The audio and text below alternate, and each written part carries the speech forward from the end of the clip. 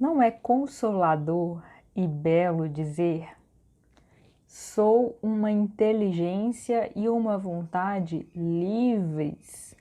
A mim mesmo me fiz inconscientemente através das idades.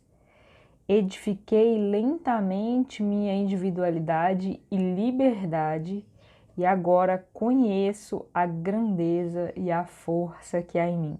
Amparar-me-ei nelas, não deixarei que uma simples dúvida as empane por um instante sequer, e, fazendo uso delas com o auxílio de Deus e de meus irmãos do espaço, elevar-me-ei acima de todas as dificuldades, vencerei o mal em mim, desapegar-me-ei de tudo o que me acorrenta às coisas grosseiras, para levantar voo para mundos felizes.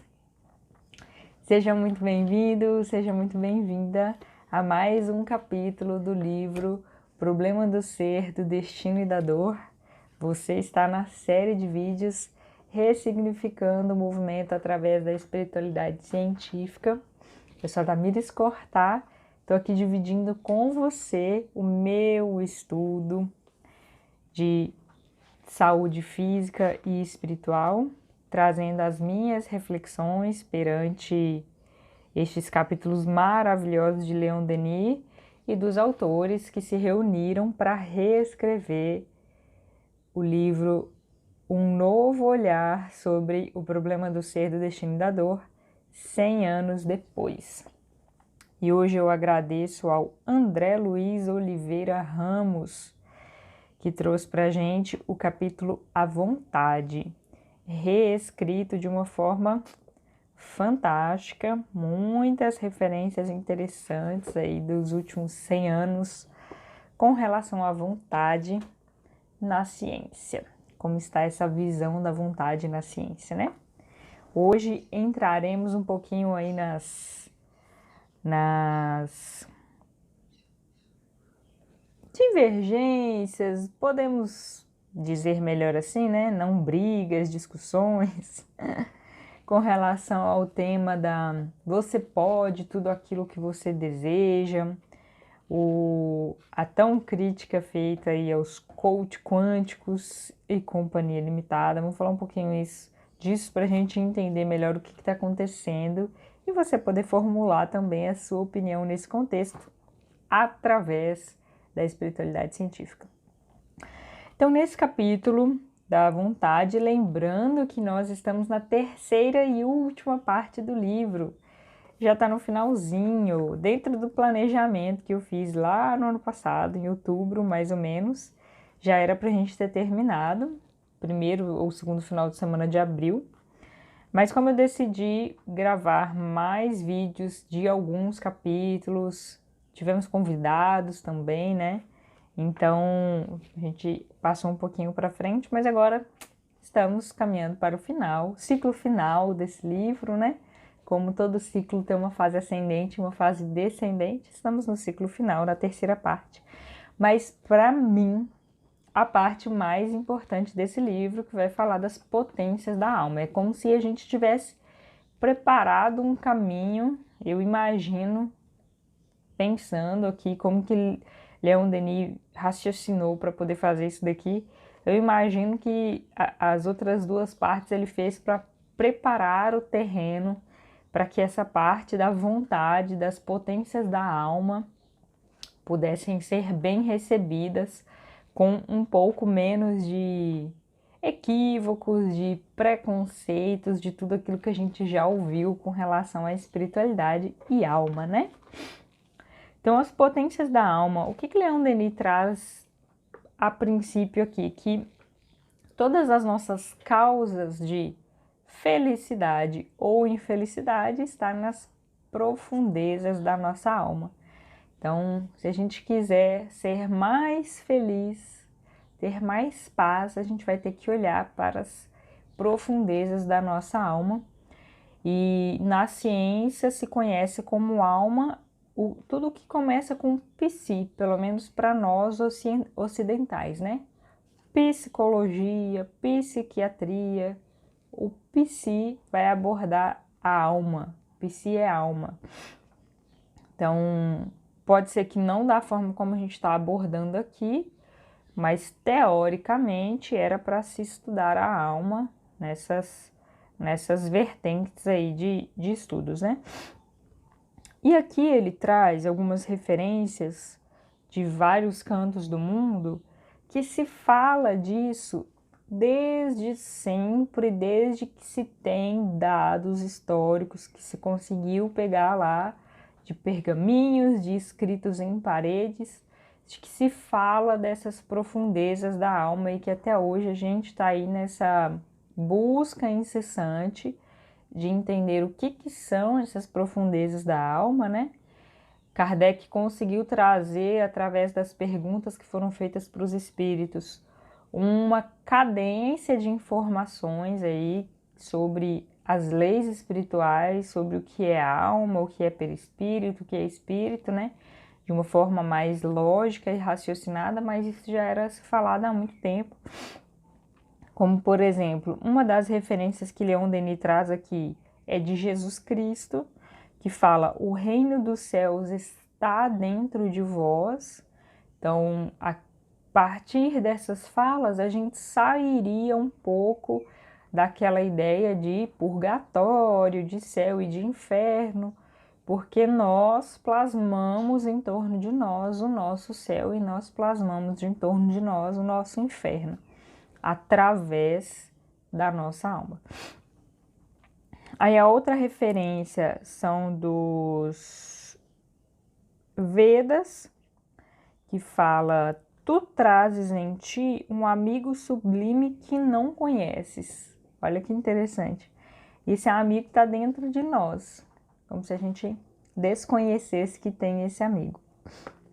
Além de outros amigos que a gente tem também, que é o nosso espírito protetor, a nossa família terrena e a família espiritual, que tem sempre uma equipe, tem sempre vários espíritos que acompanham a nossa reencarnação e colocam créditos para a gente ali quando a gente está para reencarnar, para nos ajudar. E a outra referência é dos persas, que fala: vós viveis no meio de armazéns cheios de riquezas e morreis de fome à porta. Isso daqui vai de encontro com muitas referências atuais. Uma delas é o Eckhart Tolle com o livro Poder do Agora, né? E todos os outros estudiosos que falam sobre a nossa capacidade, a nossa necessidade, a gente deveria, né, buscar técnicas de silenciar os pensamentos, silenciar a mente, que tem alguns autores que diferenciam aí pensamento da mente, para que você possa acessar essas profundezas da alma, porque eles alegam que nós não somos a nossa mente, nós não somos o nosso pensamento, nós somos muito mais do que isso. Atualmente, nós estarmos identificados com a nossa mente, que é o quê? Esse turbilhão de vozes que você escuta, certo, errado, é isso, aquilo outro. É uma fase evolutiva que nós estamos passando, mas que daqui a pouco nós não teremos tanta necessidade de nos identificarmos com esse excesso de pensamentos, que a gente consegue se elevar a eles de uma forma mais tranquila, de uma forma mais consciente. Mas para conseguir chegar nesse patamar, você precisa aprender a silenciar, ou, mudando um pouco a conotação da palavra silenciar, né? Aprender a observar sem julgar, sem opinar. É aquele momento que você só observa, porque senão você coloca fala em cima de fala, né? Você vai observar sua fala, aí você opina sobre ela ou julga sobre ela. Aí você está colocando fala sobre fala e ainda não está nesse patamar de não se identificar com a sua mente. Então, tem vários pensadores, vários estudiosos que falam isso agora de uma forma mais aprofundada, mais palpável, mas explicando o que já era dito há muito tempo e por muitas civilizações dessas profundezas da alma. E aqui Leon Denis traz também algo que agora tem sido estudado um pouco melhor, né? André Luiz traz também no livro Evolução em Dois Mundos, que é sobre os fulcros. E que Leon Denis traz uma explicação semelhante aqui, que ele fala que há em toda a alma humana dois centros, ou melhor, duas esfera mesmo, de ação e expressão. Uma delas circunscrita à outra. Então lembra lá da escola na matemática, quando a gente ia estudar as formas, né? Os campos, o que está dentro de um campo, dentro de outro campo, aí tem uma bola dentro da outra. Então, circunscritas uma dentro da outra. Uma delas circunscrita à outra, então essa especificamente que está circunscrita à outra, manifesta a personalidade do eu, com suas paixões, suas fraquezas, sua mobilidade, sua insuficiência. Enquanto ela for a reguladora do nosso proceder, temos a vida inferior semeada de provações e males. Aí é o que o Eckhart Tolle fala quando a gente se identifica com a nossa mente. Seria mais ou menos a mesma correlação aqui, a meu ver, tá? A outra esfera, quem está circunscrita a essa daqui é a primeira, a da personalidade do eu. Não é que ela é primeira em ordem, que veio primeiro, não, que ele está explicando aqui primeiro. Essa está circunscrita à outra. A outra é mais interna. E que, estudando os fulcros, a gente entende que essa outra é que é a primeira. A outra, interna, profunda, imutável, é, ao mesmo tempo, a sede da consciência, a fonte da vida espiritual, o templo de Deus em nós. Aí aqui tem uma referência que a gente pode trazer que é da Santa Teresa d'Ávila, que fala do livro, dessa simbologia do castelo interior. Aí tem um livro que chama Castelo Interior, que o castelo interior dentro de nós, né? Aí ela vai fazendo a simbologia com um castelo, que é da época que ela viveu, e que até você chegar na sala principal, que seria essa, eu faço correlação com isso daqui que Leon Denis está trazendo, até você chegar lá, você passa por bichos peçonhentos, passa por vários cômodos. E quando você está tentando acessar essa sala interna, ela fala que vem a louca das panelas. Aí a louca das panelas é quando você procura observar, quando você procura meditar.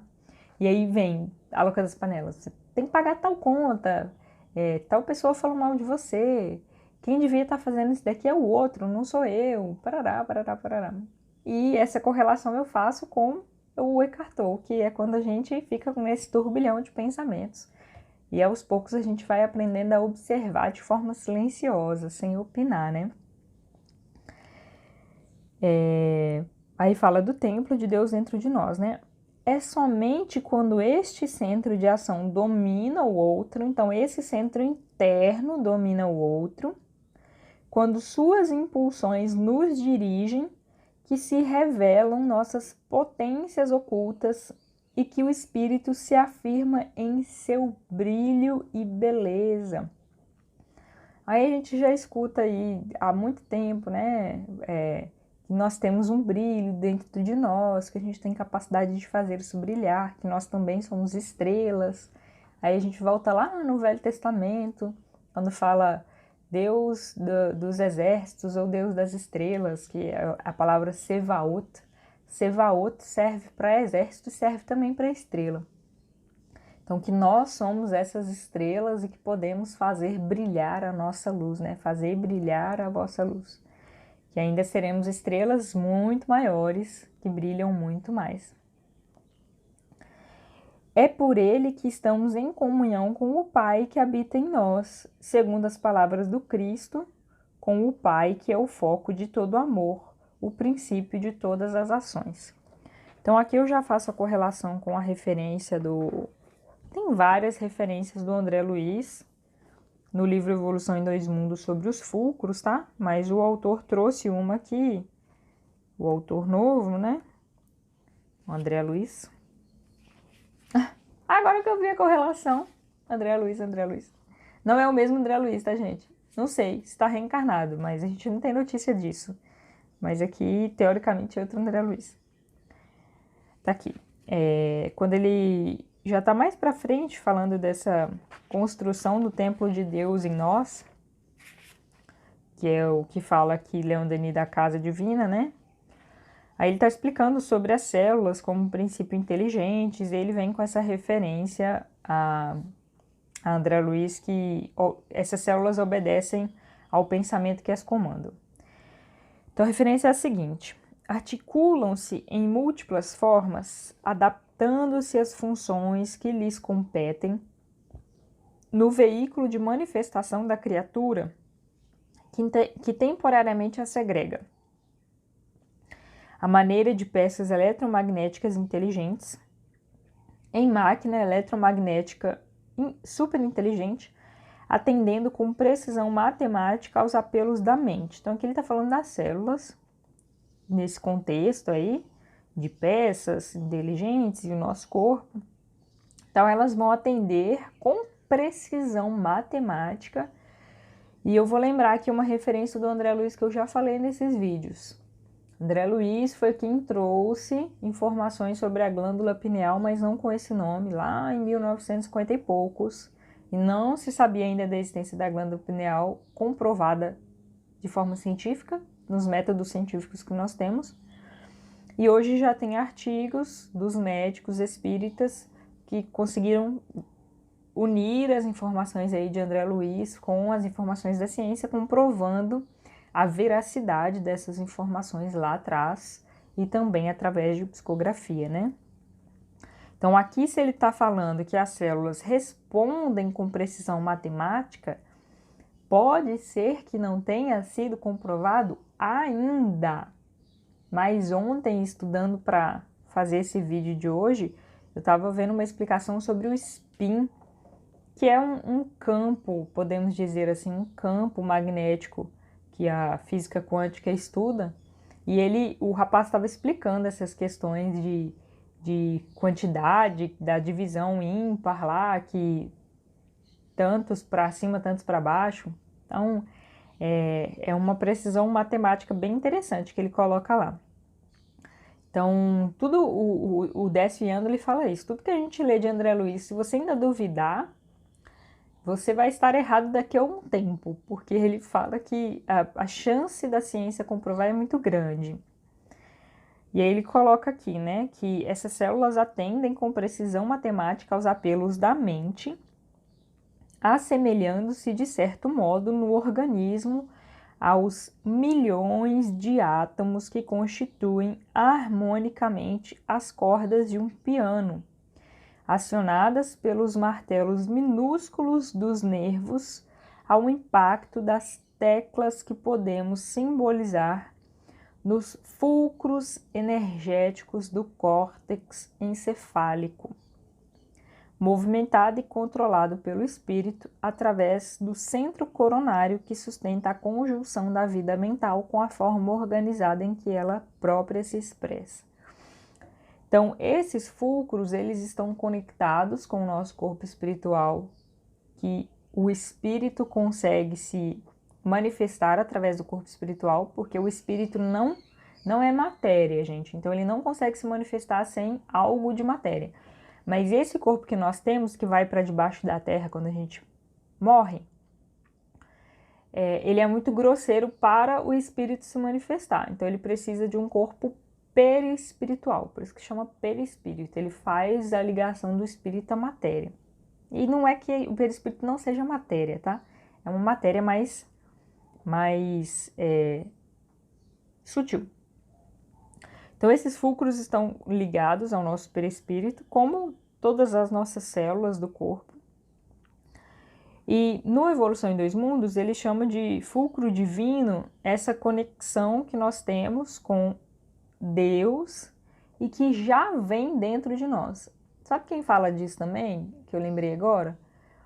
O Carl Rogers, que fala da abordagem centrada na pessoa, que é um ramo da psicologia, e que nós temos dentro de nós essa potência eu não lembro se ele chama de potência divina ou não, mas uma potência interna que cada um temos dentro de nós e que nós temos capacidade de buscá-la, de encontrá-la. Então, esse seria o fulcro divino.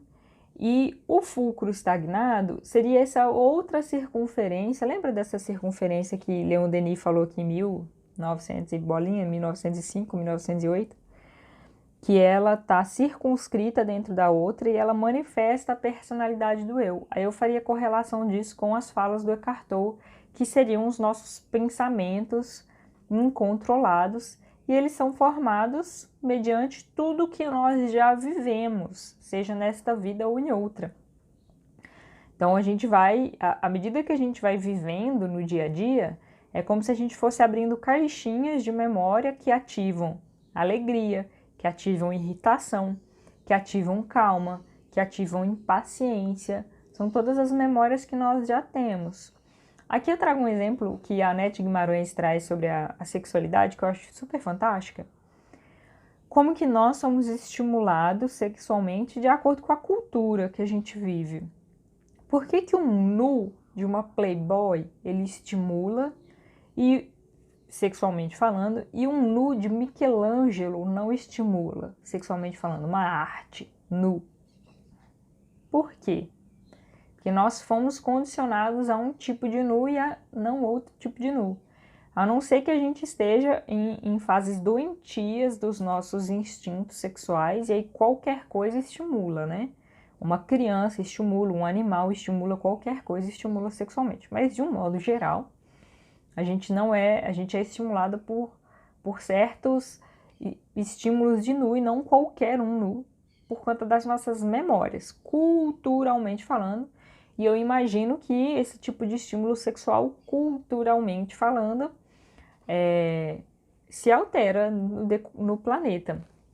E me veio uma outra referência aqui que teve na minha vida essa semana. Tava minha mãe e minha irmã contando uma história de uma menina nas redes sociais, como que ela conheceu o marido dela.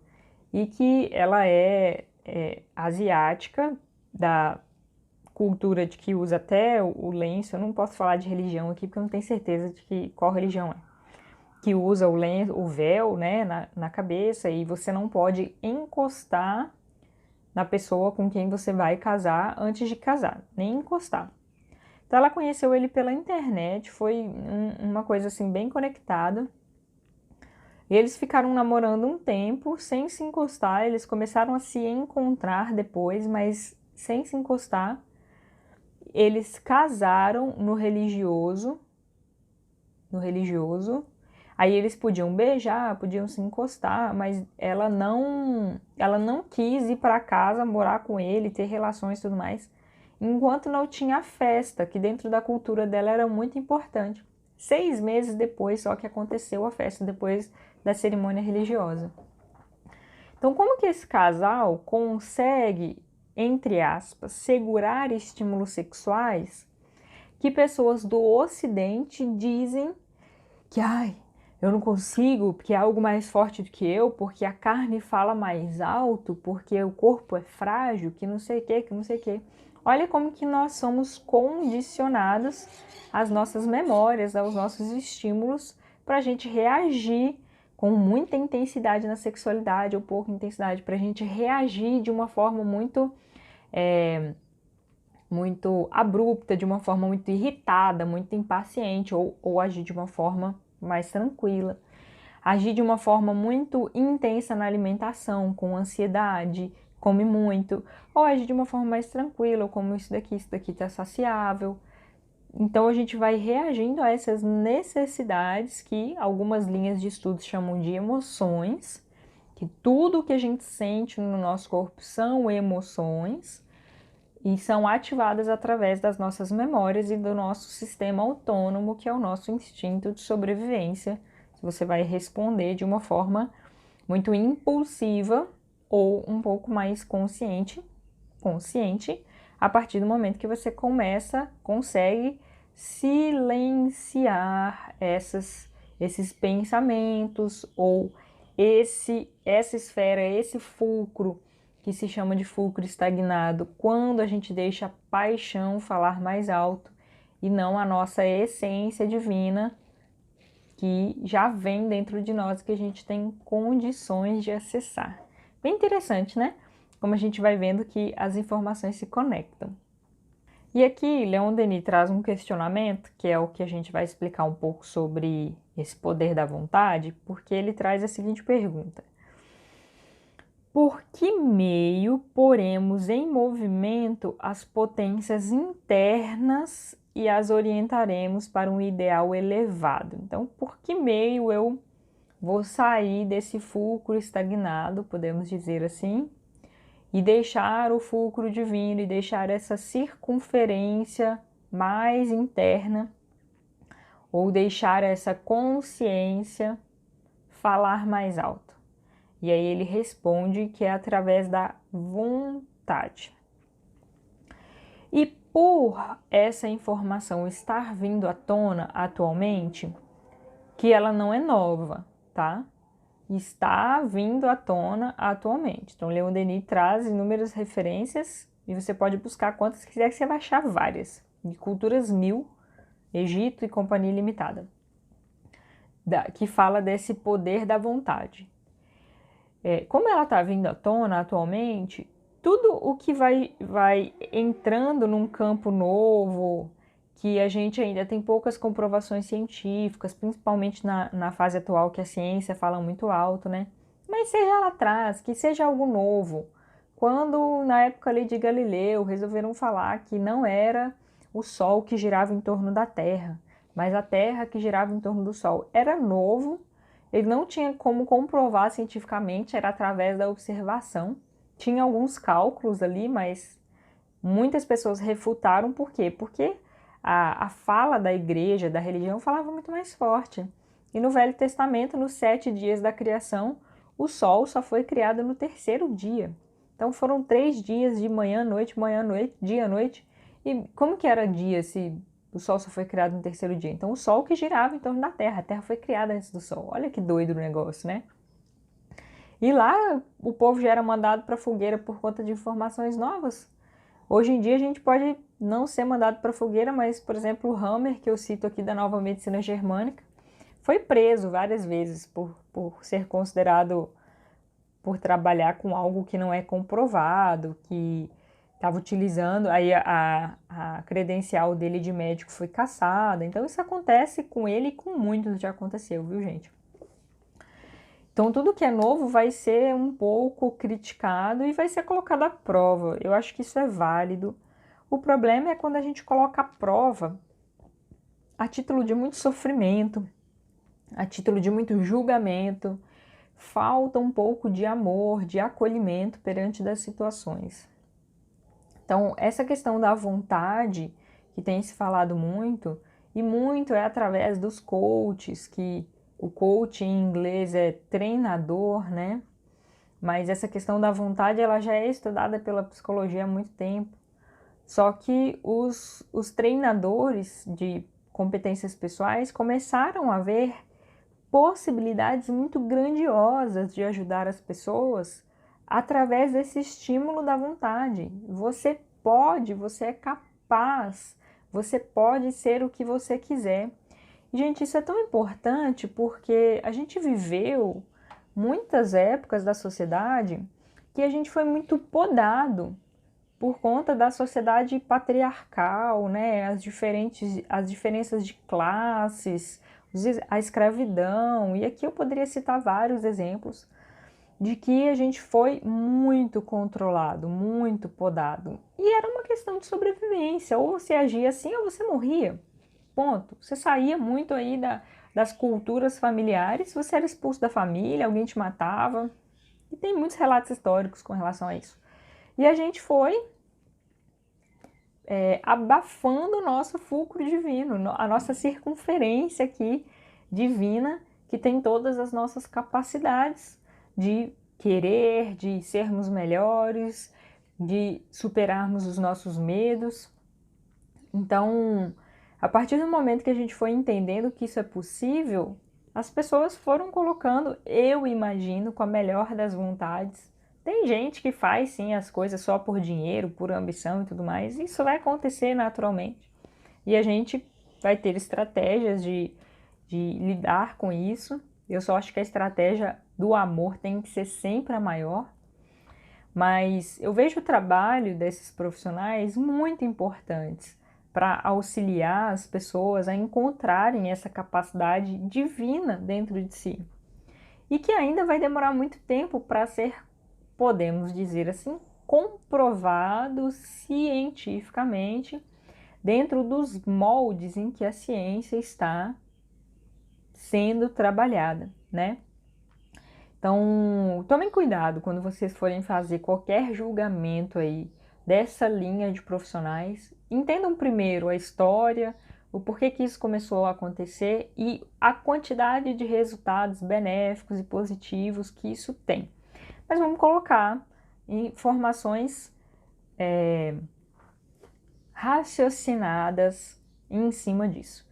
E uma das informações raciocinadas em cima disso é com relação aos estados quânticos. Então, aqui no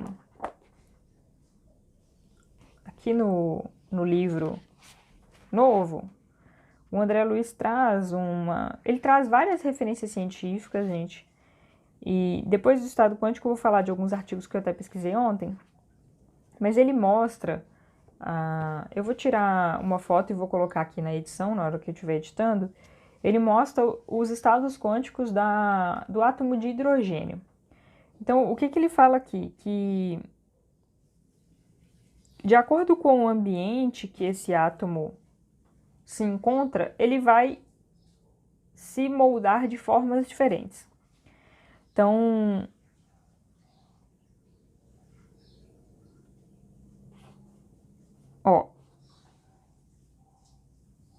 o estado quântico ou nível de energia, que ele coloca que pode ser dado esse nome também, eu imagino que deva ter em artigos de forma diferente.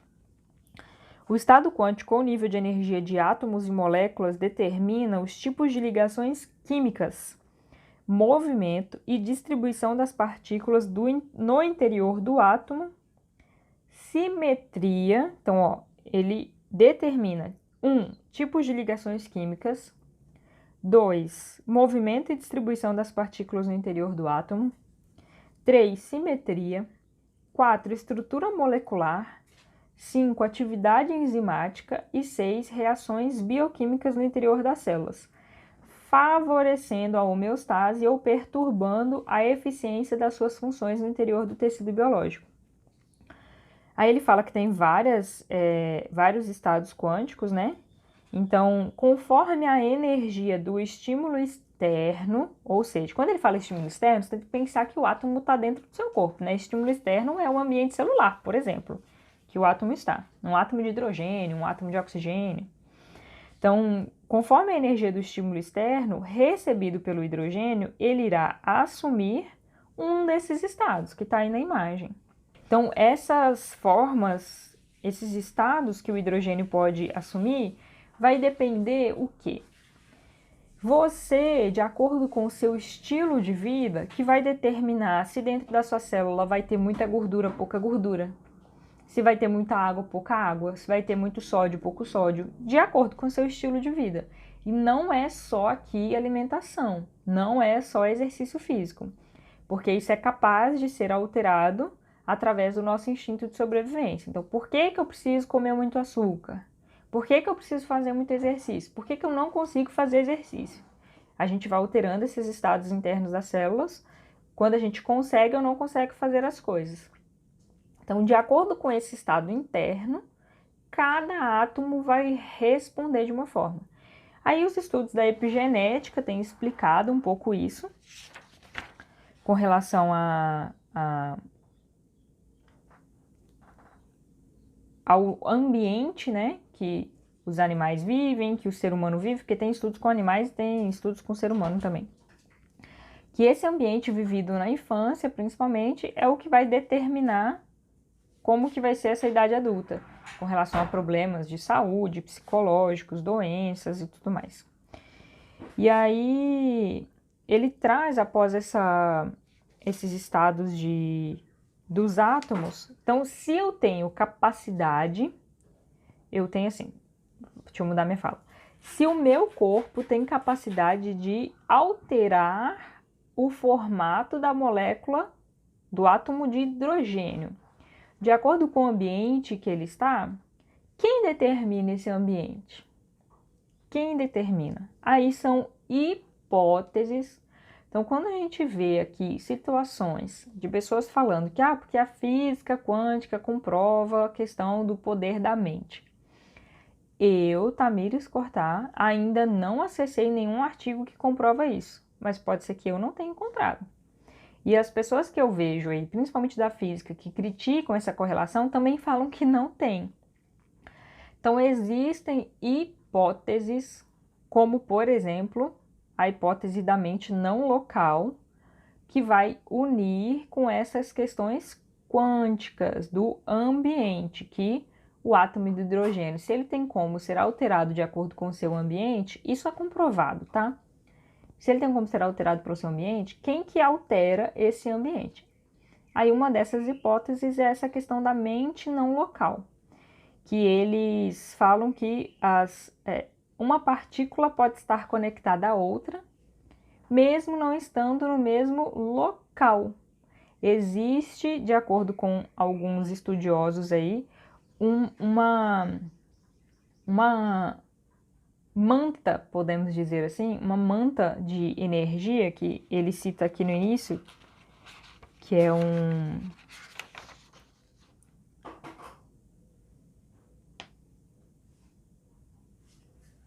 chama malha de espaço-tempo, que vem comprovando algumas coisas de Einstein, que existe no universo, como se fossem várias ondas no espaço-tempo, que elas são alteradas de acordo com a massa que está nela. Então, pensa numa bola, vou colocar a imagem aqui para vocês também, que é o nosso planeta. De acordo com a massa dele, ele altera essa malha, que é essas ondas, né? Então, esse campo que as células se encontram, elas podem ser alteradas por conta desse espaço não local que eles chamam que existe, que agora a ciência está conseguindo começar a pegar isso.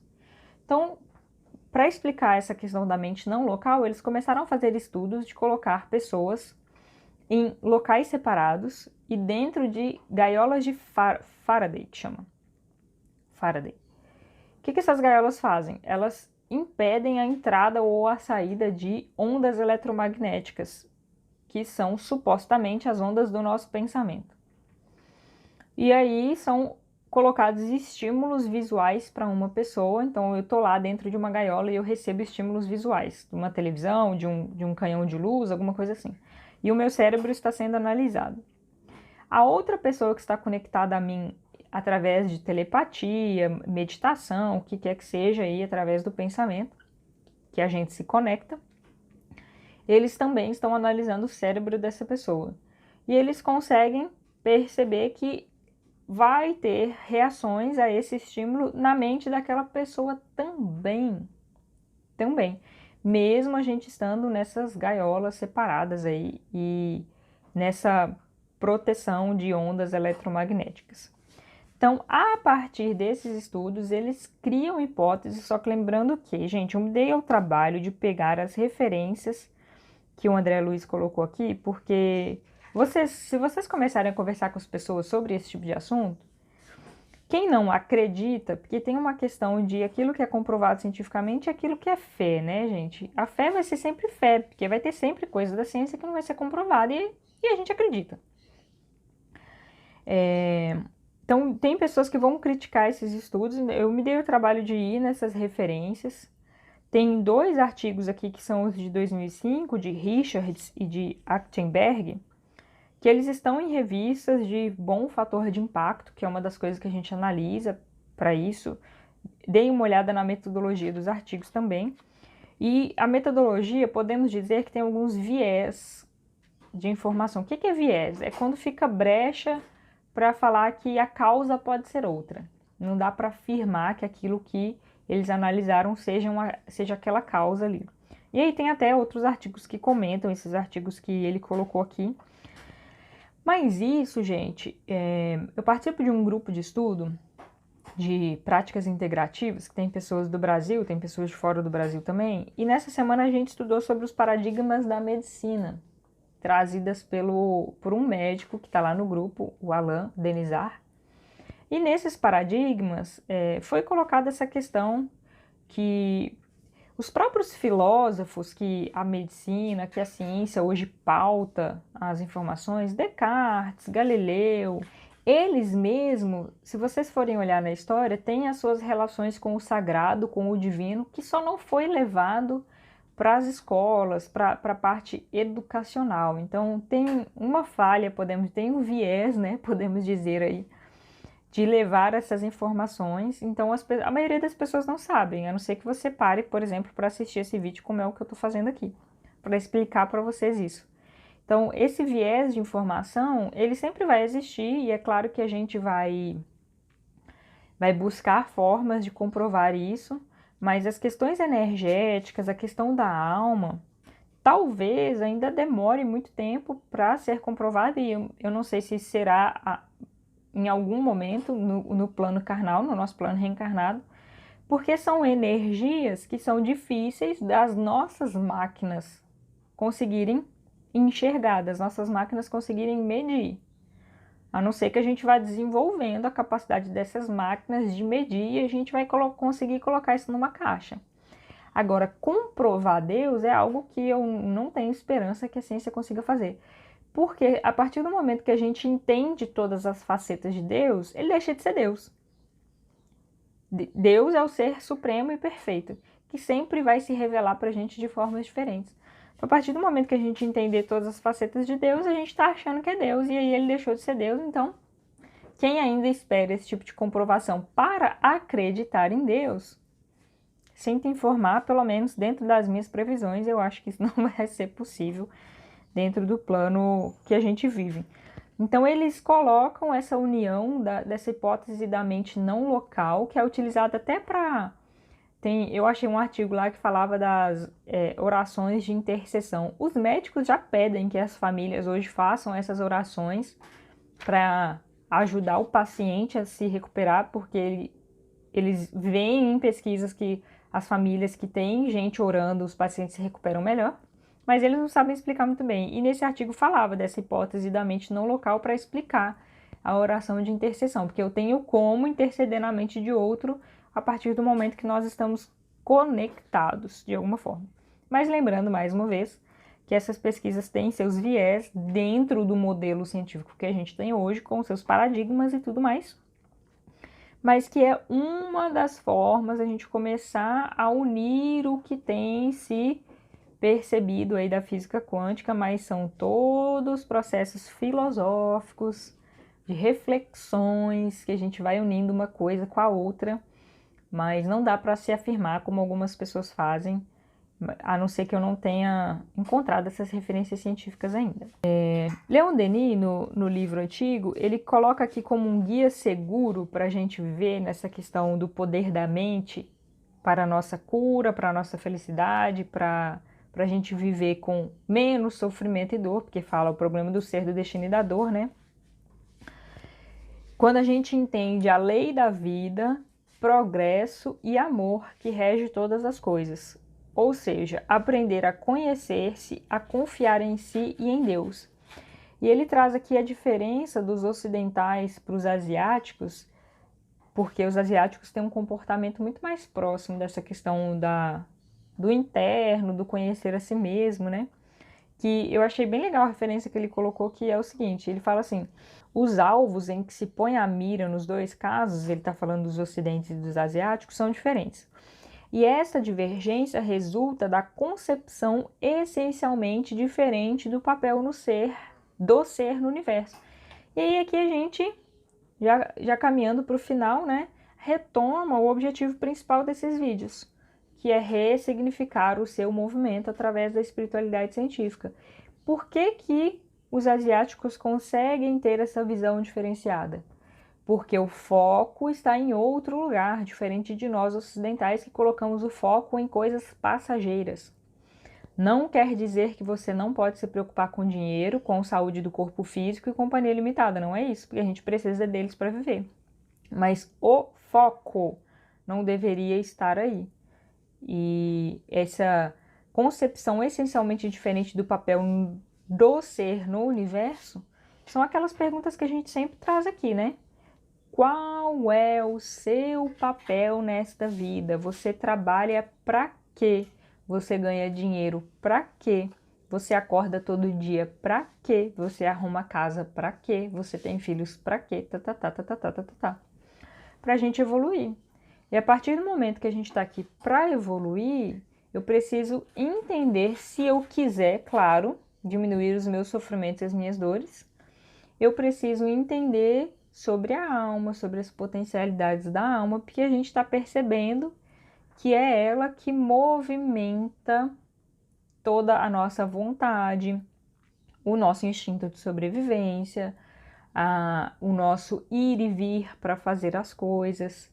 E que, a partir do momento que a gente vai adentrando nesse círculo mais interno, que Leon Denis falou, que André Luiz chama de fulcros, a gente vai acessando essas potencialidades divinas que sempre teve dentro de nós, independente de confirmação científica ou não. E esse confiar em Deus, independente dessa confirmação científica, a gente faz muito bem quando a gente é criança, gente. Porque, fazendo essa comparação, uma criança que dorme no colo dos pais, sem preocupação se está chovendo, se não está chovendo, se tem comida, se não tem comida, o que ela está fazendo ali? Instintivamente, ela está colocando a sua vida nos pais, porque ela entende que aquela é a inteligência maior do que ela e que vai salvar e que vai proteger ela de qualquer problema. Nós, nos animais, nós mamíferos, somos os mais dependentes de responsabilidade aí na nossa infância. Só que quando a gente se torna adulta, a gente tende a não colocar a nossa confiança em algo maior, a maioria de nós adultos, principalmente ocidentais, como fala aqui Leon Denis, né? A gente não coloca mais a nossa confiança numa inteligência maior, que aqui a gente chama de Deus. Que é se colocar no colo de Deus, vamos colocar o figurado aqui, né? Porque Deus não tem corpo. Se colocar no colo de Deus como uma criança, independente se você está com crise financeira, se você está numa crise de saúde, se você está numa crise relacional, independente do sofrimento ou da dor que você esteja passando. Porque você entende o encadeamento das situações, as leis biológicas, as dores do corpo, que são formas do seu corpo te dar sinais do que é que estava desequilibrado. Porque a gente passa por desequilíbrios e, se não souber prestar atenção no corpo, não entende esses desequilíbrios. Passa por eles sem aprender. E se a gente está aqui para evoluir, a gente precisa olhar para eles e aprender com eles. Senão vai vir doença de novo, vai vir dor de novo, vai vir doença de novo, vai vir dor de novo. Até que você começa a se perguntar, cara, mas por que esse trem está aparecendo de novo? Mas por que eu não consigo resolver? Aí você começa a entrar nesses campos de entender você, de entender o que te move e o que você está fazendo nesta vida, né? Problema do ser, do destino e da dor. Para finalizar, eu trago essa frase aqui de Leon Denis, que fala o seguinte, que eu não coloquei a página, então vou ter que ler aqui do computador. Quando tiverdes conquistado este domínio sobre vós mesmos, não mais terei que temer os retardamentos nem as quedas. Então não tem problema se eu errei, se eu não errei, se eu caí, se eu não caí. É claro que a gente não vai agir aqui de inconsequente, né? Mas você não vai mais temer esses processos, ou seja, você não vai mais deixar de se movimentar, deixar de ir em busca de ser uma pessoa melhor porque você teme o julgamento de um Deus ou teme uma queda. Você não vai temer os retardamentos, nem as quedas, nem as doenças, nem a morte. Tereis feito de vosso eu inferior e frágil uma alta e poderosa individualidade. Muito bem, né, gente? Deu para perceber aí como que vai ser essa terceira parte do livro, Problema de Ser do Destino e da Dor. Muito conteúdo bom. Vamos entender aí essas potencialidades essas potências da alma. Se foi útil para você, curta a página, curta o vídeo. Se tem dúvida, pode comentar. E se tem crítica, comenta também, que é para a gente poder melhorar. E se você já ouviu falar de alguma das coisas que estão aqui de uma forma diferente, coloca, porque pode ter referências aí que eu ainda não consegui acessar, ou é uma outra linha que fala a mesma coisa de formas diferentes. Então comenta aqui, compartilha com seus amigos e te aguardo no próximo vídeo.